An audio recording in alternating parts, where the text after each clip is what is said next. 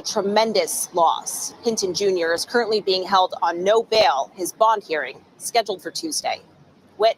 Christian Cordero, thank you. Next tonight, death was a. So, I mean, of course, like I said, this was a gentleman basically taking the law and the justice system into his own hands. And I do think realistically, to me, I mean, of course, as sometimes when we see these clips and you hear about these police officers killing kids, not even kids, but just people in general, and you kind of like, I mean, of course, most of the time you'll see, and that's when we talk about attorney Ben Crump and you call it like an ambulance chase and all of those things. We have all those conversations in those different thought processes on how they work and even people getting paid in the family. I'm not hearing a dad do this because I think for some people, if we being honest, I think most of the time in our mind, we always want to do what he did, or in our mind say, oh, if this was my kid, this is what I would do, or if this was somebody. So to be honest, I appreciate what he did, because I do think sometimes, because a lot of times we have thoughts and you don't appreciate it until you actually see it played out and how you would feel, and kind of be like, damn, that's how most people probably feel. Because I don't necessarily, for somebody, if you feel like it was an accident, the money may not be enough for you.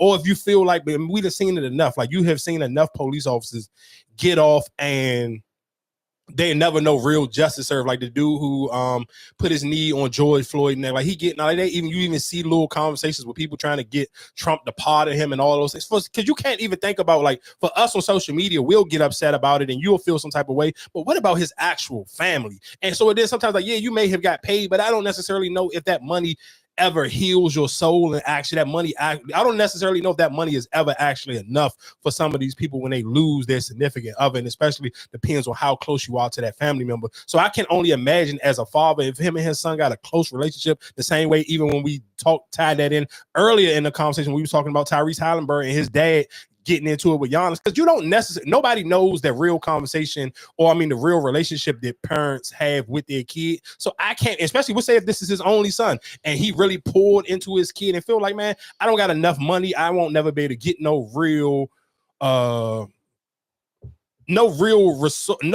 answer or no real punishment for my son losing his life, especially if you feel like your son was a good kid, or maybe just something like you just didn't feel that death didn't sit right in your spirit, so you took it into your own hands. Like I'm not, and that's what I'm saying. I'm not. My only question was, it the actual person who shot him? Yeah. Oh, okay. I didn't know if it was just a random. No, it was the actual police officer that shot him.